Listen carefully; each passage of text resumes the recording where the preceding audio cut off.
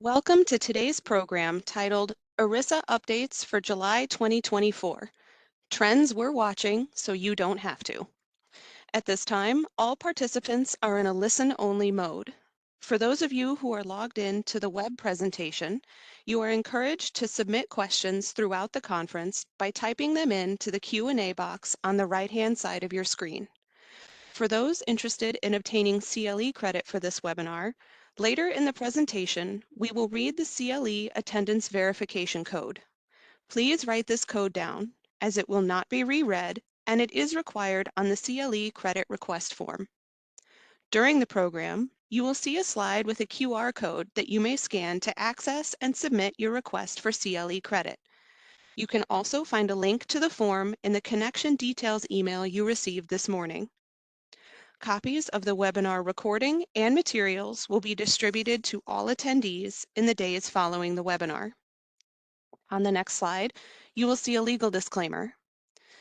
This presentation has been prepared by Seyfarth Shaw LLP for informational purposes only. The material discussed during this webinar should not be construed as legal advice or a legal opinion on any specific facts or circumstances. The content is intended for general information purposes only, and you are urged to consult a lawyer concerning your own situation and any specific legal questions you may have. At this time, I would like to turn it over to our first speaker for today's program, Ian Morrison. Ian, please go ahead. Thank you. Good afternoon and welcome to our presentation. We're very excited to bring to you a number of updates about the ERISA litigation space. There have been a lot of things going on and we are going to try and cover some of them this afternoon. And I'd like to briefly introduce my fellow panelists. I am Ian Morrison. I'm co-chair of the firm's ERISA and Employee Benefits Litigation Practice Group.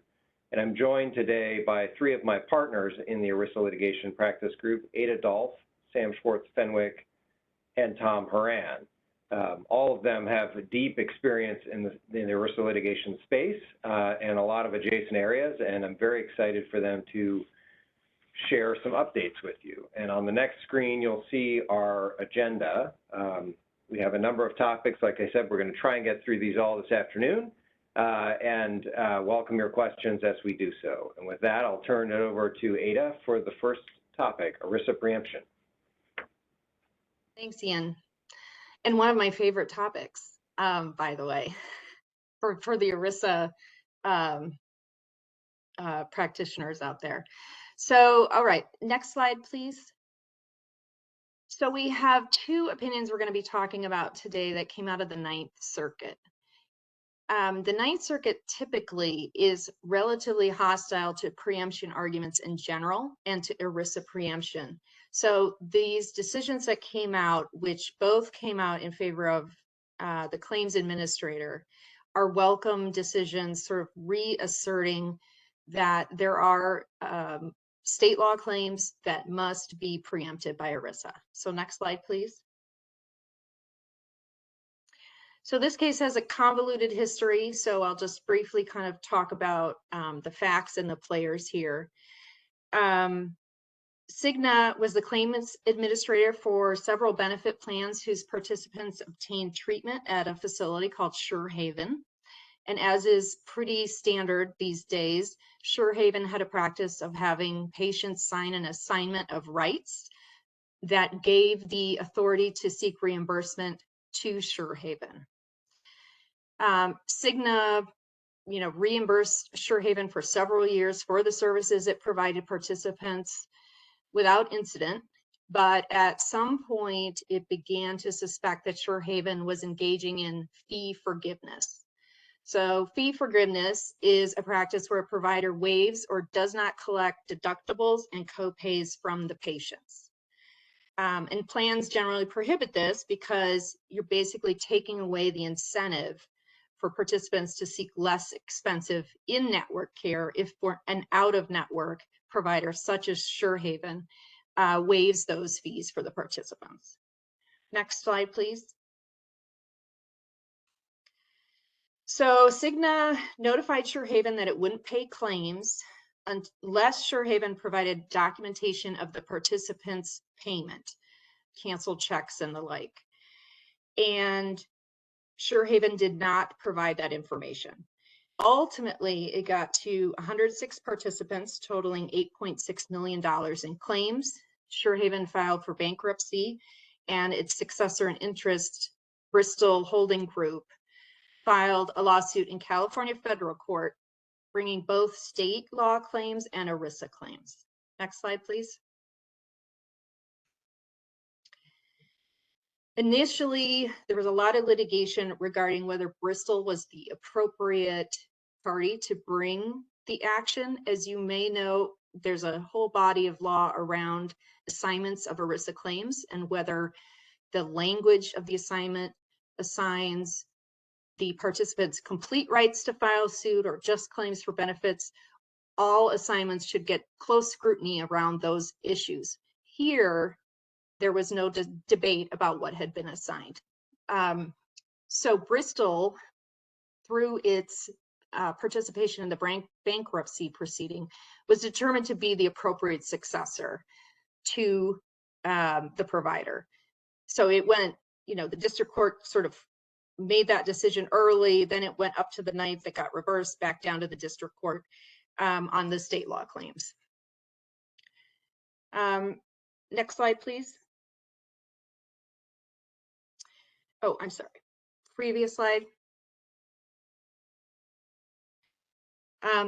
Okay, so the next round of litigation in this case had to do with the state law claims. And because of the way this case proceeded, there was one appeal going up, basically testing the preemption, ERISA preemption of state law claims, and on the other side, testing whether the ERISA claims that were also in the lawsuit, whether defendants or plaintiffs prevailed on those, so on the merits of the ERISA claims. In the state law claims, and again, this is the preemption holding, which is useful to us in terms of kind of going back to the basics of ERISA preemption. The Ninth Circuit went to look at the preemption provision in ERISA, and it said, look, ERISA's got this broad preemption provision, which is sort of standard language in these types of decisions. It says a law is preempted by ERISA if it has a reference to or connection with an ERISA plan.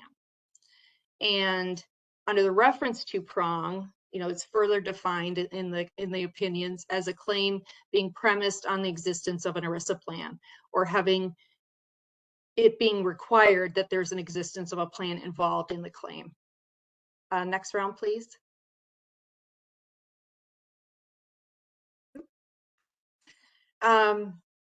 What's interesting is this preemption opinion was issued on the same day as the ERISA merits opinion by the same panel. This ERISA preemption decision, however, was published, which is again helpful and precedential in terms of filing cases and filing briefs in the federal courts in California. So the Ninth Circuit looked at these state law claims and said they've got a reference to ERISA plans. So it said essentially, boiled down, it said at the time the participant received the benefits, received the medical care, they were covered by an ERISA benefit plan. And the court goes on to distinguish instances in which a participant at the time of receipt of the medical benefits had terminated employment, so the plan was no longer in place, or there never was a plan in place or involved. So it's focusing here on the reason that Surehaven and then Bristol filed suit is to seek reimbursement under plan for plan covered services, and that it was an appropriate review of the plan to refuse to pay these claims based on the fee forgiveness issue. Next slide, please. The court also analyzed the connection with prong. As I said before, there's sort of two major prongs in the preemption provision. The connection with prong has been interpreted to further explain if the state law at issue governs a central matter of plan administration or interferes with nationally uniform plan administration, then it falls under the connection with to an ERISA plan prong and is preempted. So the court found that the claims at issue here also satisfied that prong of the preemption. Again, it focused on the breach of contract claims that were alleged here were essentially based on a pre-authorization that that Surehaven made to the plan asking whether benefits would be covered. They were assured that they would be at that time, and Bristol's cause of action asserted that there was a contract formed at the time that pre-authorization was made. And the court said, if you try to make that argument, you're going to be impacting greatly uniform plan administration. And an insurer would be in the, potentially forming contracts all over the place that were inconsistent with the plan. So this governs a central matter of plan administration and interferes with national uniform plan administration and therefore is preempted. Next slide, please. And this was, so they called it a discordant regime. That's the quote from the Ninth Circuit case. Next slide, please. Okay, as to the ERISA claims, which I talked about, are on a different path. And again, that opinion was issued in an unpublished status. The Ninth Circuit there also found in favor of Cigna. And there were a couple of issues that are often litigated in these cases that again came up here. The first is the standard of review. So in California, typically the standard of review is a big part of the litigation. Determining that will impact the rest of the case. Here, the court found that the abuse of discretion standard applied because there was essentially nothing in the record, no plan document, that was inconsistent with the delegation of authority to Cigna. Oftentimes, the courts are looking for a little bit more than that, so that was sort of a somewhat lenient finding there. And then the court went on to find that given that discretionary authority, it was reasonable for Cigna to refuse to pay benefits. It pointed to these various features of the litigation, pre-litigation discussions and post. So Cigna had told Surehaven it was not going to pay the benefits and what it needed in order to pay them. There is a provision in the plan that barred fee forgiveness. And then the last thing is that Cigna went so far as to do an internal investigation, communicate with Surehaven patients, did an undercover inquiry into Surehaven's rates and audited patient records. So it had ample evidence upon which to make this decision. So the court affirmed. Next slide, please. Okay, now we're going to talk about prohibited transaction, another very quickly developing area in ERISA law. Next slide, please. So there are two opinions at issue in this area, one out of the Ninth Circuit and one out of the Second Circuit, that were issued within months of each other and have muddied the waters in terms of the standard of what you need to allege a prohibited transaction that would survive a motion to dismiss, and just in general. So we'll start with the Ninth Circuit decision. Both of the cases that I'll be talking about out of the Ninth and the Second have petitioned the Supreme Court for review. They're cross-referencing each other. We were fortunate to be retained to file an amicus brief in the next case. So next slide, please. In support of review, really asking that the Ninth Circuit, indicating that the Ninth Circuit's framework needs to be revisited or it will deeply impact these cases. We're already seeing some impact. So in terms of this case, Bugalski versus AT&T, I'll give you a brief review of the facts and then we can talk about the impact from a litigation perspective. So in this case, the plan had entered into contract with the record keeper. The plan then determined that it would hire financial engines to provide certain investment advice to its plan participants.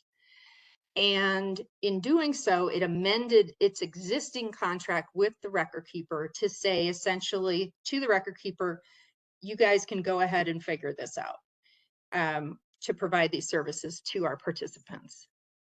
The plaintiffs argued that the defendants had breached their fiduciary duties by not scrutinizing that separate contract that ended up being entered into between the record keeper and financial engines, and argued that the fiduciaries breached their fiduciary duty in not considering any monies that changed hands as a result of that contract. Now, the defendants argued that simply entering into this contract was not a prohibited transaction, and this comes from two different readings of the ERISA language, which if you're really interested, go ahead and look at ERISA 1106.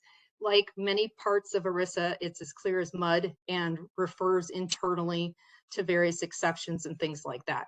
So the Ninth Circuit essentially said, every time you enter into a transaction with a party that has some prior relationship with the plan is then a prohibited transaction per se until proven otherwise. This is important because that means that all that a plaintiff's counsel has to plead in these cases is that a contract was entered into. So that Ninth Circuit opinion makes a number of assumptions. First, that simply signing a contract constitutes a transaction, that it reads out of the statute some language that says, well, we're not talking about these types of relationships, and just essentially goes to the point of saying that every transaction like this can be scrutinized. And under its ruling, I think it's fair to say that every prohibited transaction claim that pleads in the Ninth Circuit, at least, just that there was a transaction with a party in interest or some party that there was a prior relationship to, would survive a motion to dismiss. Next slide, please. So the Ninth Circuit in this case, we also petitioned there, or we joined an amicus to have the Ninth Circuit rehear that case, and the Ninth Circuit declined to do so. And again, we were focused on the impacts of these interpretations, which I covered, I guess, in more detail in the last slide. Next slide, please. Okay, and this is the Second Circuit decision that I referenced, Cunningham versus Cornell University. This opinion was issued by the Second Circuit just months after the Ninth Circuit's opinion in Bugielski, and it had very similar allegations and involved, again, a prohibited transaction claim that was alleged by the plaintiffs. And the plaintiffs essentially had alleged that the plan had caused, that defendants had caused the plan to pay the record keepers more than reasonable compensation, and that constituted a prohibited transaction. The district court dismissed, saying that the plaintiff had not pleaded that an exception had not been met. And the Second Circuit went ahead and affirmed that in a very different reading of the same statutory language. Essentially, under the Second Circuit, you would plead a prohibited transaction claim, that there was a party in interest, and then you would need to show that one of the exemptions does not apply, that the transaction was unnecessary or involved unreasonable compensation. The amicus brief that we filed in support of AT&T's petition for review on behalf of ERIC, SEBA, Spark Institute, and ABC adhered more closely, I would say, to this view of the interpretation of prohibited transactions under ERISA. And we think that added pleading requirements are important. As you all are likely aware, these cases and ERISA class action cases in general are very difficult to have dismissed early in the case on a motion to dismiss. And because of the costs of litigating these cases, which often involve expensive experts and lots of discovery, including many, many documents, that can drive settlement in cases that are meritorious or not meritorious. So that was part of what we focused on in our amicus brief with the Supreme Court. Next slide. And now I'll turn it over to Sam. Thanks, Ada. Okay, we can go to the next slide. So one of the things that we've been looking at is, we're closing in on 20 years of having 401k fee litigation kind of at the forefront of ERISA class action litigation. And the sort of fundamental nature of a lot of those claims hasn't changed, right? They can sort of be reduced at a base level to certain fees are too high or certain investments aren't performing well enough. And obviously there's a range of complications and wrinkles within there, but there's not a lot of difference in sort of the fundamental underlying theory of the complaints. What we have seen change a lot in recent years is the volume at which these cases are being filed. And so if you look at the 4-year period from 2020 to 2023, there were 298 class actions filed involving defined contribution plans. For reference, for the 4-year period preceding that, and what's an ERISA presentation without a good benchmark, there were 164 of them. So you're talking about not quite double the rate, but getting close. In those recent years, we saw an all-time high in filings of over 100 in 2020. There were another 89 in 2022. We saw a little bit of a dip in 2023, but it looks like that was just a temporary dip because we've almost exceeded it already in 2024, but still 5.5 months to go in the year. So like I said, the typical allegations here are that the plan fiduciaries failed to select prudent investments or that they overpaid for service providers. There have been some other cases kind of straying outside those core theories, right, that talk about mortality tables. We're going to talk a bit about the forfeiture plan litigation. So certainly novel theories have emerged, and we're going to cover some of the ones that we've seen emerge most recently. But really what we're talking about at this point in time is just this dramatic increase in the volume of cases that are being filed. There's been some evidence that plaintiffs firms, and particularly some of the newer plaintiffs firms that have gotten involved in these cases, are willing to sort of look down the market and target smaller plans. But generally speaking, you're still talking about plans that have 500 million or more in assets, and probably 2/3 of the cases still target plans with over $1 billion in assets. And so even with this volume of litigation, even without sort of success on the merits from most of the plaintiffs that have brought them, the costs to plan sponsors and fiduciaries has been tremendous. In that same 4-year period, there's been almost $1 billion in settlements expended by the plans, and there was $353 million in settlements in 2023 alone. If we look to the next slide, we don't need to spend a lot of time talking about Hughes at this point. The case itself is 2.5 years old, but if we're looking at this many cases being filed, the pleading standard remains very much the focal point of a lot of this litigation, because the cases that get by the pleading stage get significantly more expensive for a lot of the reasons that Ada was just talking about.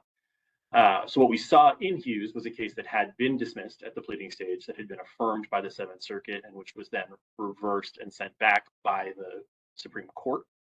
On remand, the 7th Circuit ultimately allowed two of the claims to proceed, and those were the record-keeping claim, which is prevalent in this space, and then a claim that the funds offered in the plan were not the cheapest possible share classes or the cheapest available share classes. What the 7th Circuit found was, applying the Supreme Court standard, the plaintiffs had plausibly alleged a breach of fiduciary duty that fell outside the range of reasonable actions a fiduciary could take, and essentially that the plaintiffs had sort of put forth enough comparative allegations, and that allegations piece of it becomes significant, for what we'll talk about in the cases that have actually reached decision on the merits, that other plans got similar services and paid less. The shared class claim, this claim continues to be the allegation that there's no difference at all between share classes or different share classes of the same fund other than price, such that it becomes plausible that it was imprudent to offer anything other than the cheapest possible share class.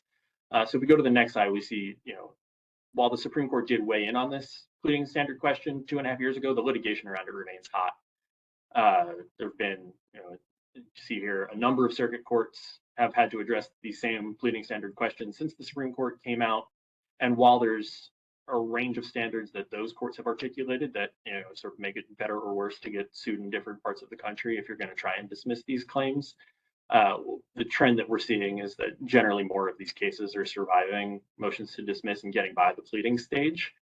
You know, there is some evidence that at least certain plaintiffs' firms have responded to the way these courts have come out on the pleading standard by crafting their complaints in a way that we would say is probably intentionally narrow as compared to how they were drafted before 2022, and present perhaps slightly narrower claims as a trade-off to making it easier to get by the pleading stage.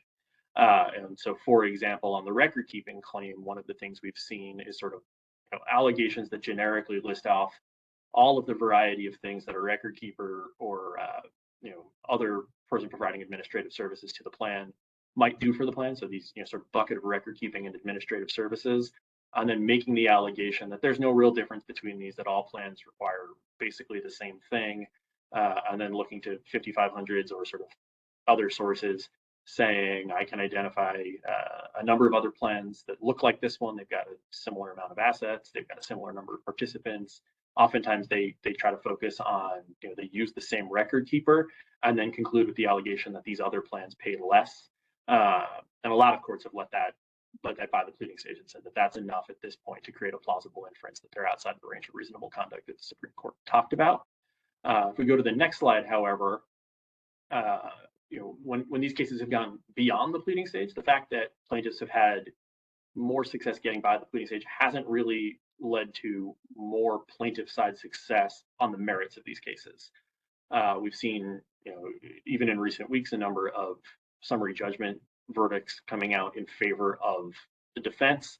I thought this judge here made a particularly good point that it's a mathematical reality that some plans will pay less than others for 401k record keeping services. And while at a pleading stage that might be enough to sort of plausibly allege that they're not doing enough, it doesn't follow that anybody who's not sort of in that bucket of cheaper record keeping services has automatically breached fiduciary duties. One of the plaintiff's firms has sort of taken the tactic of looking at survey data and identifying fee point medians and alleged that particular complaints were paying above median. And sort of just as a matter of statistical reality, that's going to be true of half of all the plans in the country. And while that might get somebody by a pleading stage, it becomes important to bear in mind that on these claims, process really matters.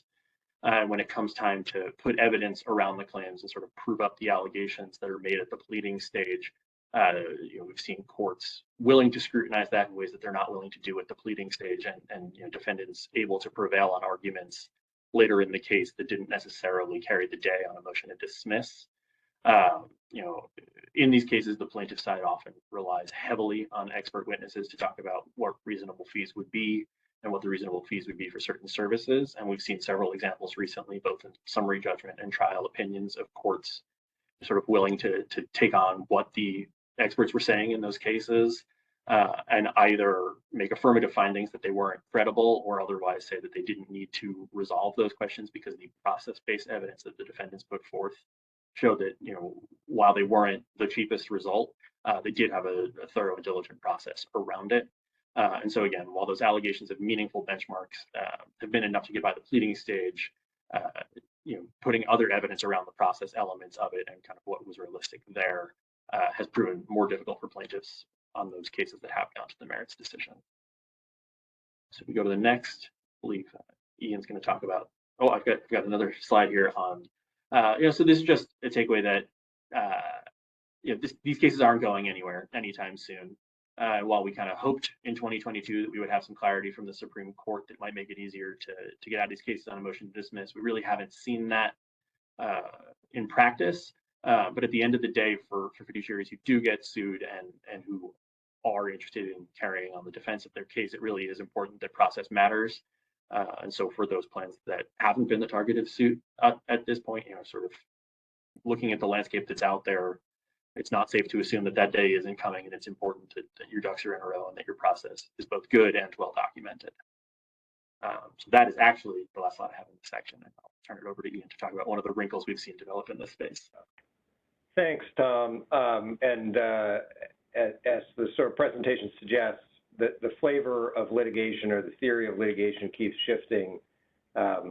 flavor of the month might be a little bit disingenuous here because these cases have been going on a little bit longer than that. But one of the latest varieties we've seen have been challenges to plans' use of forfeited assets. So if we can go to the next slide. There have been a number of cases filed, all in California, I believe, at this point, certainly in the Ninth Circuit. And essentially what they've alleged is that 401k plan forfeiture accounts are being improperly used to fund employer or replace employer contributions to the 401k plan rather than pay plan expenses. And for those who are not intimately familiar with this, the forfeitures typically exist because an employer's made matching contributions or some other kind of contribution to the plan that hasn't vested when an employee leaves. And so the money's left behind and the plan has to do something with it. There's been longstanding guidance from the IRS that has basically said you can use the money for employer contributions. That's typically what's done because if you think about it, this money mostly came from employer contributions that were then forfeited because somebody left before they had vested in those. And so it's kind of logical to just reroute that money into the replacement of other contributions. Plan terms often will specify as well that the forfeited assets can be used for either payment of plan expenses, employer contributions, or other, simply distributed out to participants, although that's pretty rare. These lawsuits have essentially tried to challenge what's a ubiquitous practice and have said, look, you're taking this money that's part of the plan and you're using it to the benefit of the employer, and that must be illegal. And they're trying to capitalize on the Bugielski theory that Ada talked about that makes it very easy to allege a prohibited transaction by saying, this is money that's in the plan, it's being used to benefit the employer, ergo it's illegal.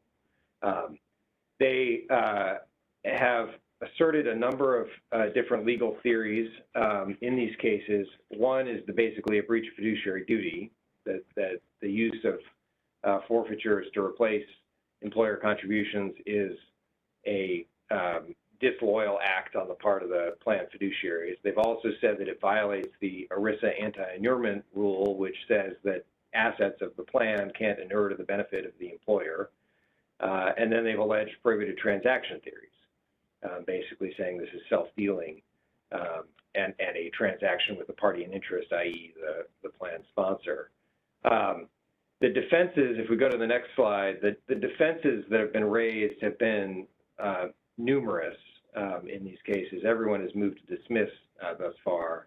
And they've kind of gotten to some very fundamental questions. One is this even a fiduciary act that we're talking about? And the starting point for any breach of fiduciary duty claim is, are you suing somebody who was a fiduciary who did something that is fiduciary in nature? Because if not, you can't bring a breach of fiduciary duty claim. And the theory essentially goes, all that's happening here is the employer is deciding it's going to contribute less in new dollars into the plan, which then sort of forces the hand of the fiduciaries to reallocate this money or to allocate this money to be used to replace mandatory employer contributions. And so the it's not a fiduciary act argument basically focuses on the employer's contribution, which is non-fiduciary, rather than the fiduciary's decision about where to put this money that's in the plan. There have also been claims that the plaintiffs in these cases lack standing because the plan as a whole wouldn't be any worse off, whether the money is used for contributions or used for plan expenses. The anti-inurement and prohibited transaction claims have been attacked because if you think about what's going on here, there's actually no transaction at all. The money is in the plan already, and it's simply being used for one plan purpose versus another. It's not as if anybody is engaging in a buying, selling, leasing, transaction. This is kind of transaction that's typically covered. And the plaintiffs will respond to that by saying, well, yes, but if you look at what's factually happening here, this is something that is equivalent to a transaction. But there's plenty of case law that says that in order to implicate the prohibited transaction rules, you have to have a commercial bargain. You can't just rely on ordinary conduct to say that there's a prohibited transaction. And then the final argument I wanted to highlight is the argument that basically what's happening when you reallocate this money to replace employer contributions is you're paying benefits, and paying benefits itself is not a prohibited transaction. It's excluded from those rules, obviously. And there's a great comment that just came in, Ian, asking about the impact of the demise of Chevron on plaintiff's theories. And I think what the speaker was going to is, does the demise of Chevron really provide some more ammunition here for the argument that plaintiffs are making? Well, it may or may not. One of the questions that's been subject of a lot of discussion in these cases, and if we go to the next slide, I'll kind of talk about the two rulings we've gotten so far. The first decision from the Southern District of California, when it was dealing with this question about the regulatory structure, basically said, the court said, I don't think there's any regulation that really directly speaks to this issue that mandates that you use this money for employer contributions versus anything else. And in an environment where there is no regulation, then Loper Bright and or Chevron would have been irrelevant.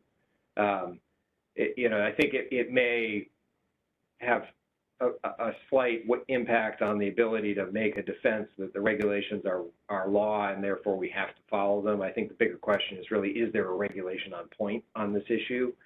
There is one that's an IRS regulation from back in the 60s, but there are just debates about whether that actually applies in this context.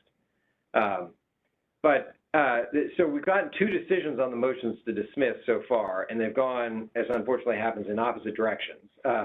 Southern District of California denied the motion to dismiss and basically said they plausibly alleged harm, so they're standing. They basically said that, but for the reallocation of the forfeitures to pay employer contributions, there would have been fewer expenses, ergo more benefit to the participants. And on the inurement and anti-inurement and prohibited transaction rules, the judge sort of says, that's a close question. I'm going to let it go for now, applying a fairly liberal pleading standard. And then a couple weeks later, we got a decision out of the Northern District of California that went the opposite way and basically said, look, this is a totally novel theory. The fiduciary theories suffer from the problem that they're kind of trying to be a blanket across the board rule saying, you can never do this, and that doesn't take account of all of the things that a fiduciary can properly consider in administering a plan. And on the anti-inurement and PT claims, the court said, look, there's no transaction. This money never left the plan, so it doesn't meet the basic requirements. There will surely be more decisions as these motions to dismiss get resolved. And I think we'll see, over time, which view kind of carries the day. So if we could go to the next slide, foreshadowed by the question, what's the impact of the demise of the Chevron deference doctrine in the ERISA litigation world?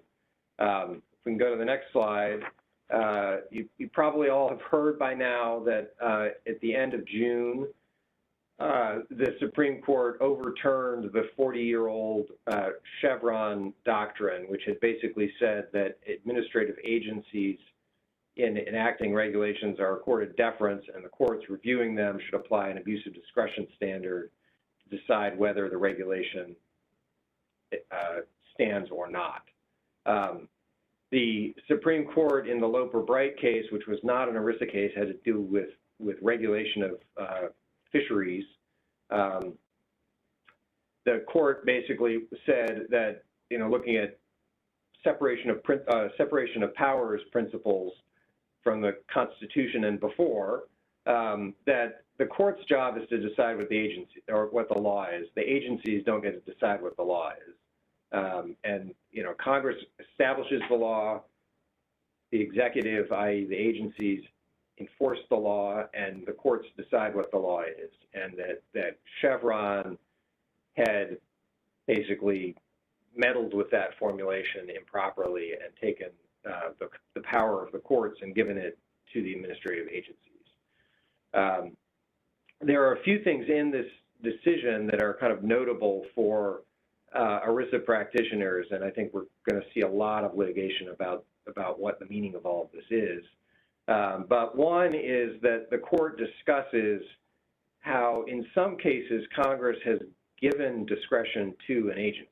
And they cite in particular some provisions of statutes like the Fair Labor Standards Act, where Congress specifically gave administrators authority to exercise discretion in defining terms.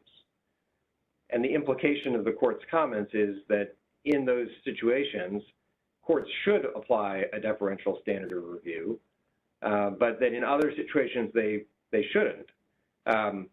So when I saw that, I started looking at different provisions of ERISA and the tax code to see what do they say about giving agencies power, and they're all over the place.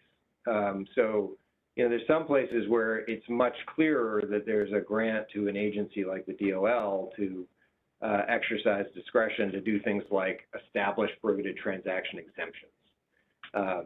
But then if you look at the issue of the claims procedure rules, the statutory grant of authority to the agency it's hard to figure out what it means in this context. It's very, very generic and broad.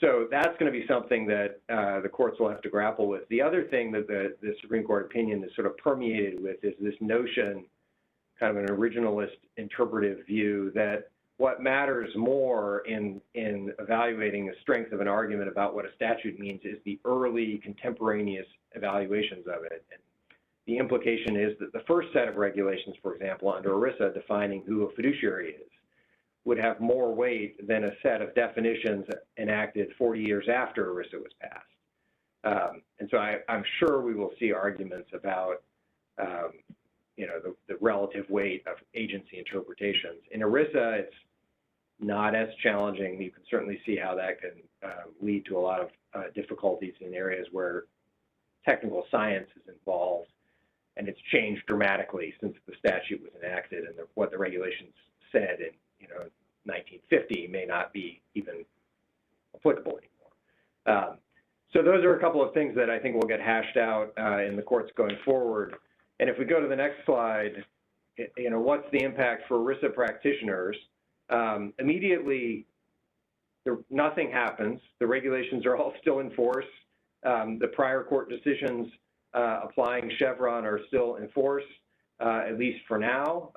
But the court's ruling plus the court's corner post decision, which came out actually the first day in July, which basically allowed challengers to regulations to sue within 6 years after the regulation affects them, which makes more regulations subject to challenge, is sure to bring a lot of litigation. We've already, there are already cases going on about the Department of Labor's fiduciary rule, the latest iteration of it, the Department of Labor's so-called ESG rule, and there have been court actions in those cases. We've seen agencies have their rules enjoined since Loper Bright, and so I think there will be continuing challenges to this. As I mentioned, the regulations around in the ERISA space are very complicated and extensive. There's thousands of pages of regulations in the healthcare space. It's anybody's guess as to how many of those are ultimately going to survive. And a real challenge for ERISA practitioners is going to be figuring out how to comply with the law in an environment where the law may sort of dissolve underneath you. There are, in fact, parts of ERISA plans and ERISA plan operations that are entirely regulatory. There's no statutory authority for it. It comes out of a regulation. And so, the question is going to become, can you safely rely on that? What is the effect of this decision on plans that are built on those regulatory sort of safe harbors? And I mentioned some of the immediate areas of challenge.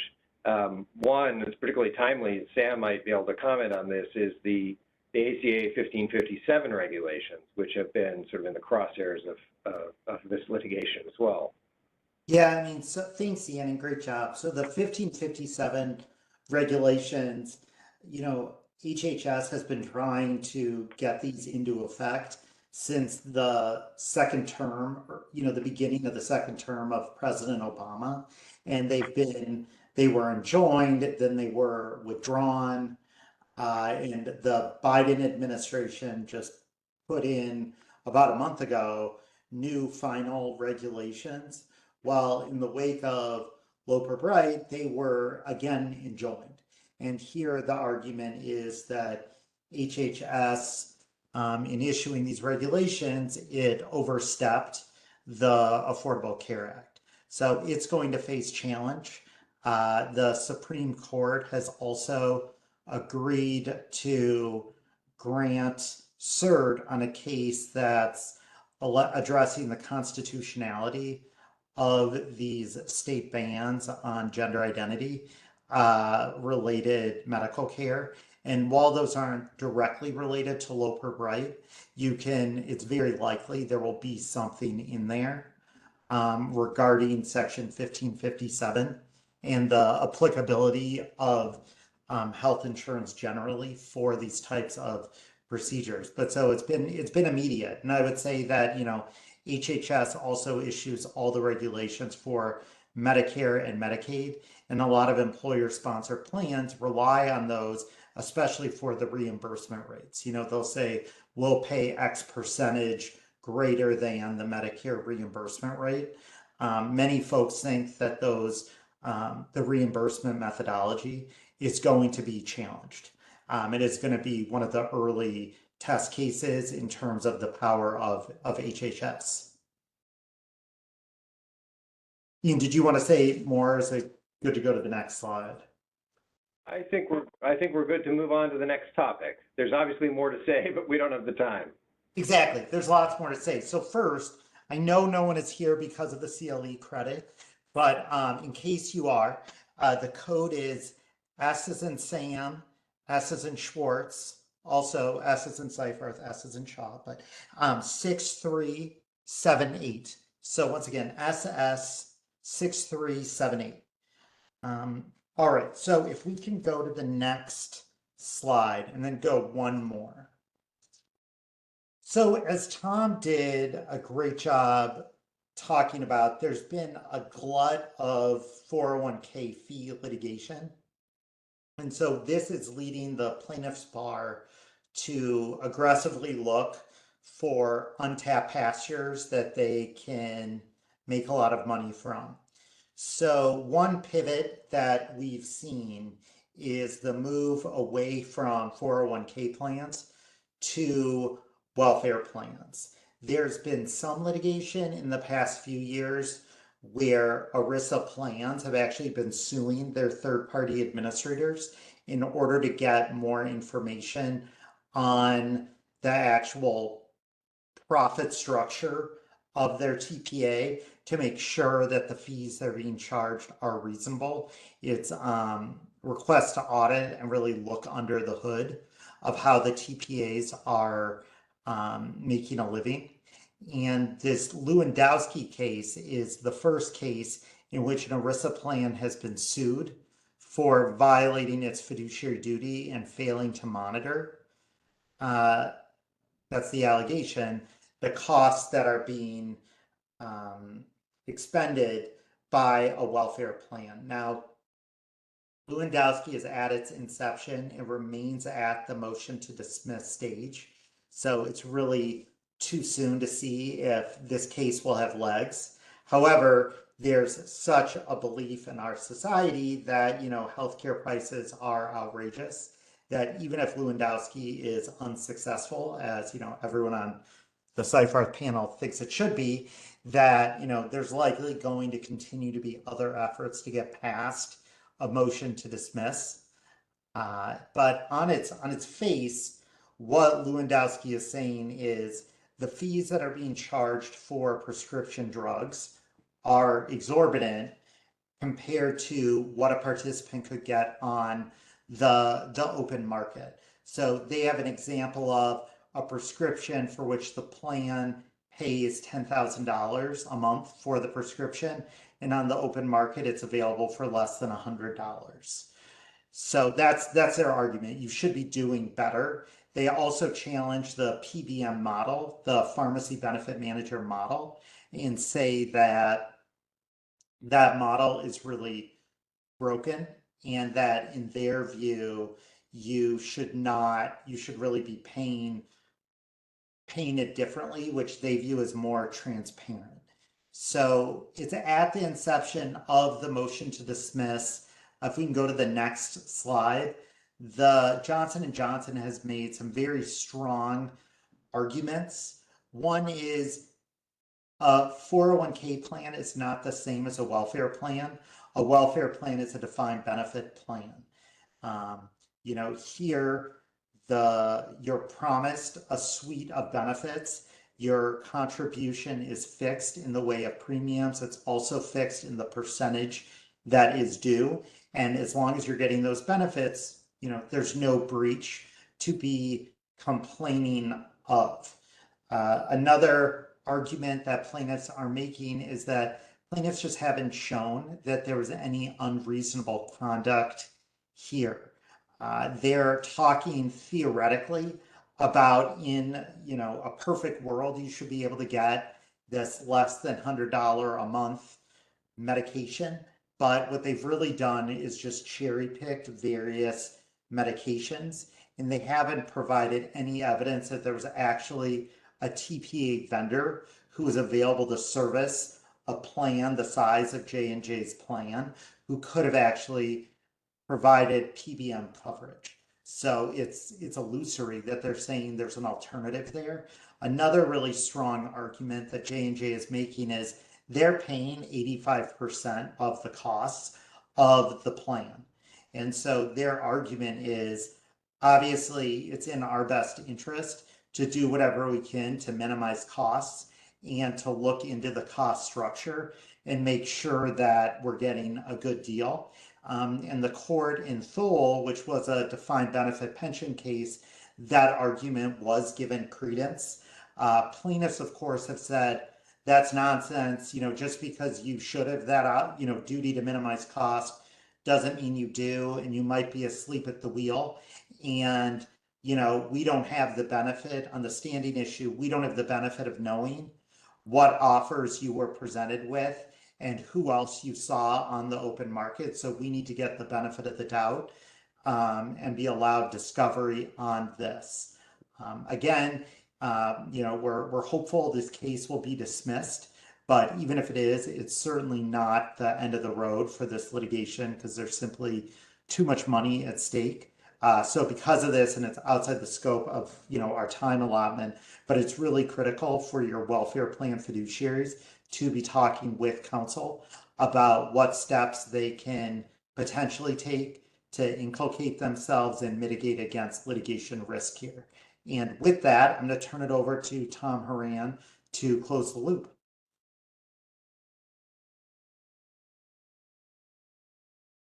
Tom, you're muted. Thank you. We can go to the next slide, Kate, and actually the one after that. So our last topic here is again one of these sort of newer theories that we've seen play out, and sort of similar to the J&J case. There's sort of not a lot to say about where they're ultimately going to go because the cases are all sort of very new and at the pleading stage. But since March of this year, we've seen 5 lawsuits filed against 4 different companies, asserting claims for breach of the duty of prudence and loyalty and some prohibited transactions related to pension risk transfers. All of these cases target transactions between the plan sponsors and the defined benefit plans and Athene as the annuity provider. Like I said, they're all still at the initial pleading stage. The 2 suits that target the same company actually recently filed a motion to consolidate and a proposed consolidated complaint. So, we'll be proceeding likely as 4 suits in total here. These cases all sort of at their core acknowledge the reality that pension risk transfers are lawful transactions, but really what they're hanging their claim on is the idea that Athene was an imprudently risky provider to select. It should be noted that they don't actually allege that there were any other providers available. They don't allege what other providers may have been considered or on what terms. It's really kind of just attacks on Athene's role in this space at all. and kind of throwing out some buzzwords, private equity control, the investment strategy that Athene deploys, the fact that they use a captive reinsurer, the fact that the reinsurance risk is offshore, kind of all of these kind of buzzwordy terms throughout the complaint to create the suggestion that there's some massive risk to participants here. The reality is that in every one of these cases, every one of the plaintiffs and the potential class members has to date received exactly the same benefits that they would have received had the transaction not happened, that they're contractually guaranteed by the insurer to continue to receive exactly the same benefits that the plans would provide, and that, frankly, a number of things would have to go wrong before anybody possibly could lose some money here.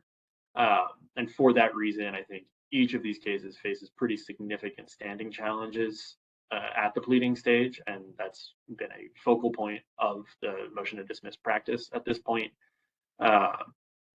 In the briefing that we've seen to date, really what these claims kind of latch onto is this interpretive bulletin from the DOL from 30 years ago, where they use this term, safest available annuity provider, safest available insurer, and provide a number of factors that plan fiduciaries have to consider in selecting the provider they're going to enter into this contract with.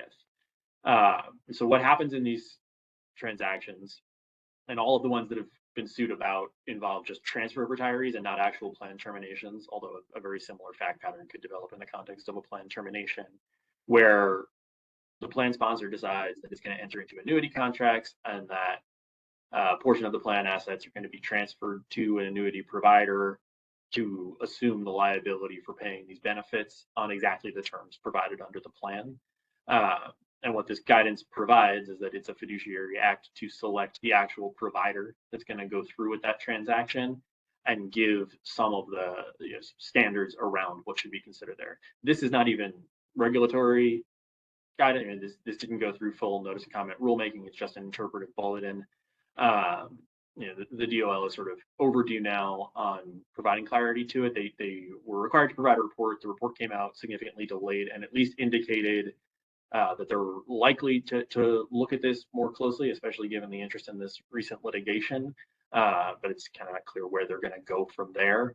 All that said, if any of these claims survive a motion to dismiss such that they catch on, like we talked about with the 401k fee litigation, surviving the motion to dismiss doesn't necessarily portend success on the merits.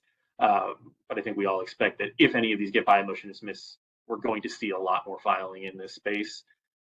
These really four transactions that are being sued about here are a very small subset of the transactions that have happened in this space in recent years, as we've seen PBGC premiums climb significantly, and the rise in recent interest rates make it cheaper to purchase these types of contracts relative to the assets involved, which makes now something of a more opportune moment for plan sponsors to entertain these transactions in ways that haven't been particularly attractive in the low interest rate environments we'd seen in the past. So there were something like $50 billion in transactions in 2022 alone in this space. And so, should these theories catch on, there likely will be a lot more suit in this area. Thanks, Tom. And I think that brings us to the conclusion. We unfortunately don't have time to cover every breaking development in the ERISA space.